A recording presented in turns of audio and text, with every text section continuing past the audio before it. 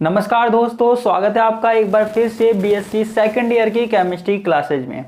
आज हम पढ़ने वाले हैं एल्डिहाइड और कीटोन्स की एक और महत्वपूर्ण रिएक्शन, एक और महत्वपूर्ण अभिक्रिया जिसका नाम है नोवेंजेल अभिक्रिया। आपने नाम भी सुना होगा नोवेंजेल रिएक्शन का। ठीक है, तो चलिए शुरू करते हैं, देखते हैं यहां पर क्या होता है क्या नहीं होता। तो देखो यहां पे हम कोई भी एल्डिहाइड और कीटोन ले सकते हैं। ठीक है, तो यहां पे मैं पहले लिख देता हूं कि यहां पे क्या होता है। ठीक है, अगर देखो हमारे पास यहां क्या है, ये देखो मैं पहले यहां पे रिएक्शन लिख देता हूं कुछ इस तरीके से। ये क्या चीज है, एल्डिहाइड है, एसिड एल्डिहाइड है। अब देखो अगर मैं एसिड एल्डिहाइड या एल्डिहाइड की अभिक्रिया, एल्डिहाइड या कीटोन की अभिक्रिया किसी सक्रिय मैथिलीन ग्रुप, देखो हमको एक तो लेना है एल्डिहाइड और एक लेना है कोई ऐसा ग्रुप जहां पे सक्रिय एक्टिव मैथिलीन ग्रुप हो। ठीक है, एक्टिव क्या हो, CH2 होना चाहिए। क्लियर है, मैं यहां इसको पूरा कर देता हूं। ठीक है, जब भी नोवेंजेल अभिक्रिया का नाम आएगा तो हमको क्या करना है, हमको एक तो एल्डिहाइड लेना है, एल्डिहाइड या कीटोन लेना है, कोई भी कार्बोनिल यौगिक हो सकता है। और दूसरा हमें क्या लेना है, दूसरा हमें कोई भी ऐसा यौगिक लेना है जिसमें एक्टिव ग्रुप हो, ये वाला मैथिलीन एक्टिव ग्रुप हो, सक्रिय मैथिलीन समूह होना चाहिए, तभी हमारे पास नोवेंजेल अभिक्रिया होगी, नहीं तो नहीं होगी।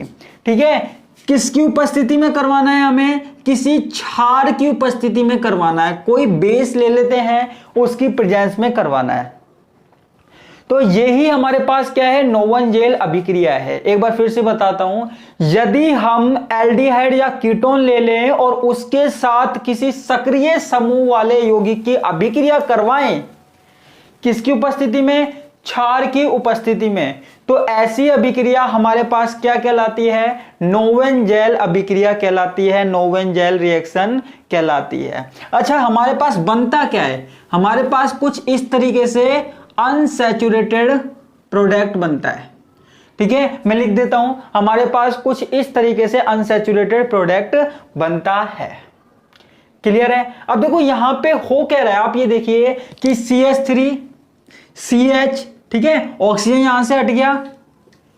ठीक है, क्लियर है। उसके बाद यहां CH रह गया और यहां पे केवल एक COOH रह गया, बाकी की चीजें हट गई।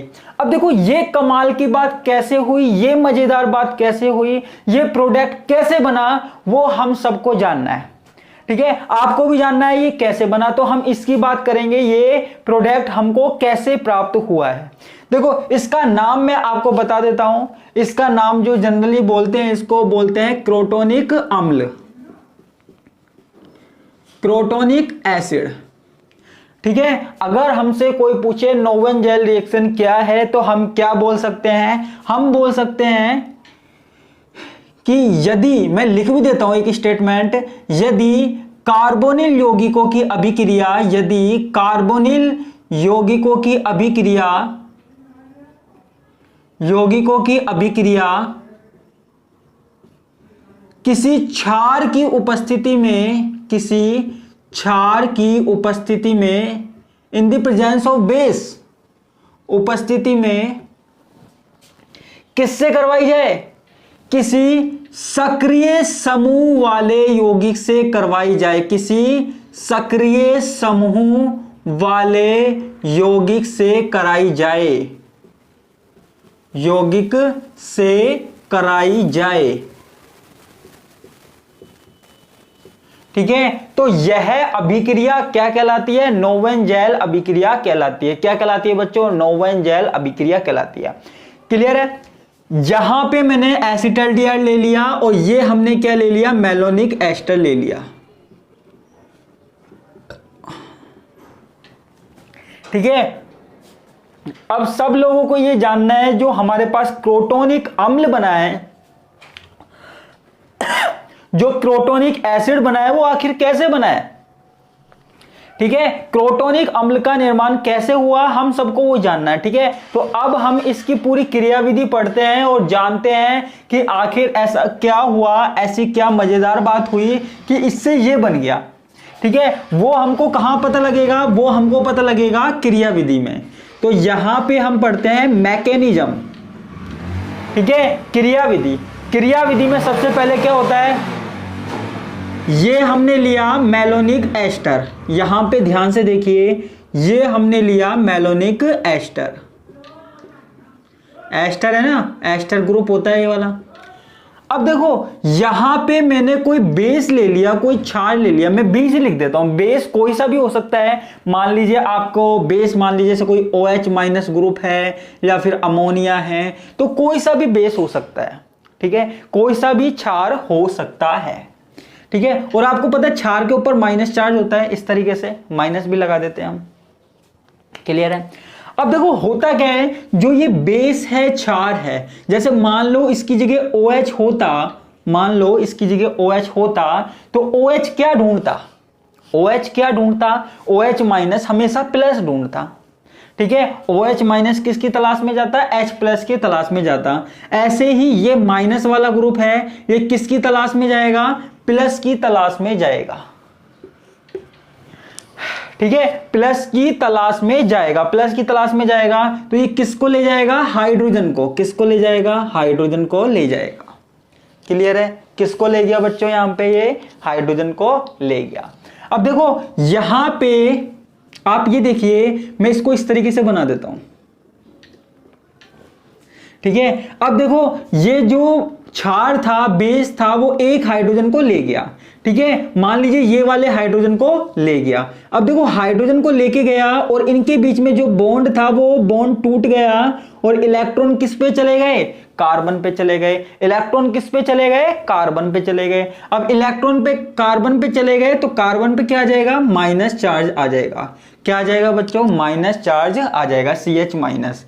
और बाकी तो हमारे पास जुड़ा हुआ है COO C2H5 और COO C2H5, ठीक है। ये हमारे पास क्या बन गया, कार्ब एनायन। क्या बन गया बच्चों, कार्ब एनायन बन गया, क्लियर है।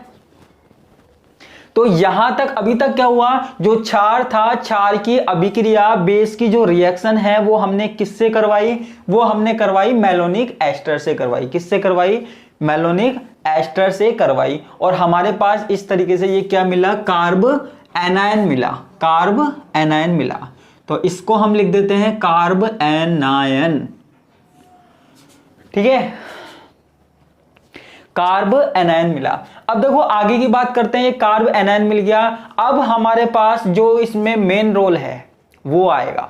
यहां पे मेन रोल किसका है, यहां पे हीरो कौन है, वो है एल्डिहाइड या कीटोन, एल्डिहाइड या कीटोन, ठीक है। सारी बातें किसके बारे में चल रही है, एल्डिहाइड और कीटोन के बारे में चल रही है। मेन रोल किसका है, एल्डिहाइड या कीटोन का। तो अब पिक्चर में कौन आएगा, मूवी में कौन आएगा, हीरो। बाद में एंट्री होती है ना हीरो की, तो अब आएगा ये हीरो आएगा, ये हमारा हीरो एल्डिहाइड, ठीक है। तो इसको ले आते हैं, तो इसको मैं कुछ इस तरीके से लिख देता हूं, CH3C डबल बॉन्ड OH, ठीक है। अब इसकी अभिक्रिया हम किससे करवाते हैं, CH माइनस CO C2H5 और CO C2H5, इससे हम इसकी रिएक्शन करवाते हैं, अभिक्रिया करवाते हैं। अब देखिए, अब आप यहां पे देखिए, क्या देखना है, कार्बन और ऑक्सीजन के बीच में डबल बॉन्ड है, कार्बन और ऑक्सीजन के बीच में क्या है, डबल बॉन्ड है। अगर ये डबल बॉन्ड टूटे तो इलेक्ट्रॉन किस पे आ जाएंगे, ऑक्सीजन पे आ जाएंगे। तो ऑक्सीजन पे क्या आ जाएगा, माइनस चार्ज आ जाएगा, और कार्बन पे क्या आ जाएगा, प्लस चार्ज आ जाएगा। ऑक्सीजन पे माइनस चार्ज आ जाएगा, कार्बन पे प्लस चार्ज आ जाएगा, क्लियर है। तो अब आप यहां देखिए, ऑक्सीजन पे अगर माइनस चार्ज आ जाएगा तो मैं इसको क्या लिख सकता हूं, CH3CH, ठीक है। और ऑक्सीजन पे क्या आ जाएगा, माइनस चार्ज आ गया, क्लियर है। और बाकी देखो कार्बन पे क्या आया, प्लस चार्ज आया, कार्बन पे क्या आया, प्लस चार्ज आया। अब देखो प्लस चार्ज आया, प्लस से कौन जुड़ जाएगा, माइनस जुड़ जाएगा। तो जो ये पूरी की पूरी यूनिट दिख रही है ना हमारे पास, वो कहां जुड़ जाएगी, कार्बन से जुड़ जाएगी। तो जोड़ देते हैं,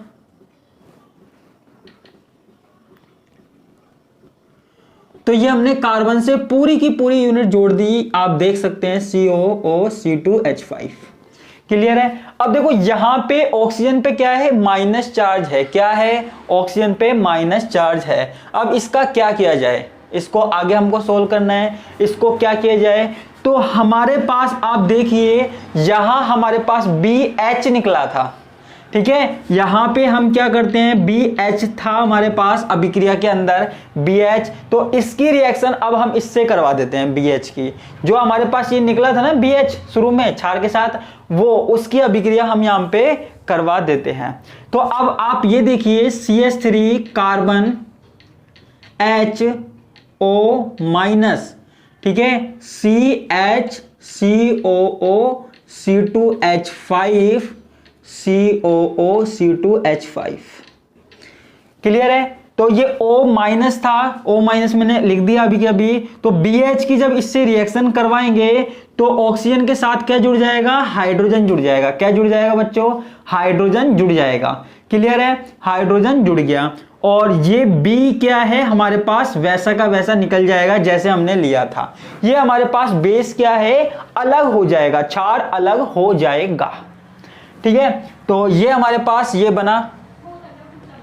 अब हम इसकी आगे की बात करते हैं। अब देखो ये वाली जो अवस्था है ना, वो इतनी ज्यादा स्टेबल नहीं है, इतनी ज्यादा स्टेबल नहीं है, अनस्टेबल है। तो यहां पे होता क्या है, ये वाला जो OH है ना, ये वाला जो OH है वो इस वाले कार्बन के हाइड्रोजन के साथ बाहर निकल जाता है।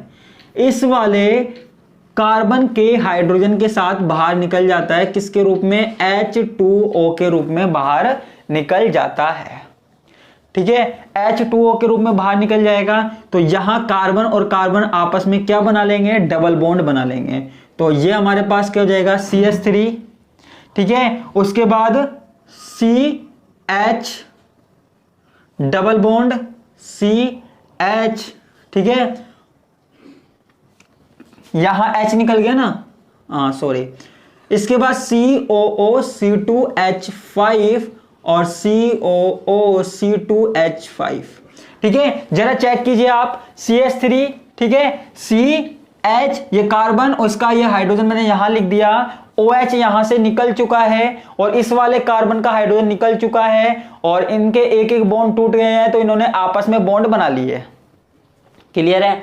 उसके बाद इस कार्बन से जुड़े हुए हैं COO-C2H5 COO-C2H5, ठीक है। तो यहां पे हमारे पास इस तरीके का प्रोडक्ट बना, ठीक है। लेकिन अभी ये रिएक्शन खत्म नहीं हुई है, पिक्चर अभी बाकी है मेरे दोस्त, अभी बाकी है, इसका क्लाइमैक्स होना बाकी है, ठीक है। अब आप कहेंगे सर अब क्या होगा, अब क्या होगा, तो देखो जगह है नहीं, फिर भी हम एडजस्ट करने की कोशिश करते हैं। तो अब देखो होता क्या है, मैं इसको यहां मिटा देता हूं।